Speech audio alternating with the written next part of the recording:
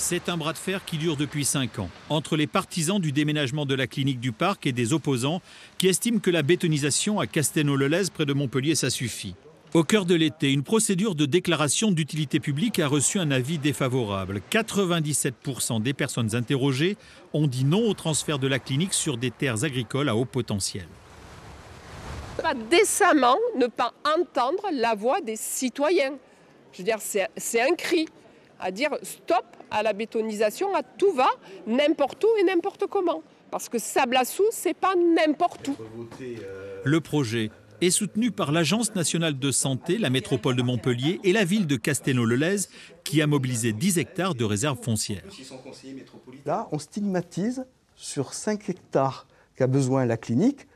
Ça veut dire qu'aujourd'hui, mes opposants sont en train de monter en épingle le fait qu'on transfère la clinique du Parc. Qu'ils le disent clairement, s'ils ne veulent plus de clinique à Castelnau, qu'on le dise. Le maire de Castelnau-le-Lez se défend de vouloir bétonner sa ville. Pour lui, ce projet est cohérent avec les solutions de mobilité que proposera à terme la plateforme multimodale de Sablassou. Un projet qui aurait, selon lui, reçu l'aval d'une élue écologiste qui était à l'époque vice-présidente en charge des questions d'urbanisme. Au passage, c'est Coralie Mention qui a signé vice-présidente en charge de l'urbanisme et qui aujourd'hui vient manifester sur le site. Je veux dire, c'est un peu fort de café.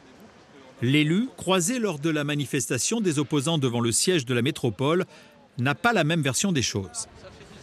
Moi, ce que j'avais demandé, c'est de trouver un nouveau site, en effet, pour déplacer la clinique, mais plutôt sur le site d'Eureka, mais jamais sur les terres agricoles de Sablassou. On le sait, ce sont des terres riches, avec un accès à l'eau facile. Et on le sait, ça fait l'unanimité, il faut tendre vers la souveraineté alimentaire. Mardi prochain, les élus de la métropole devront se prononcer sur le prochain plan local d'urbanisme intercommunal.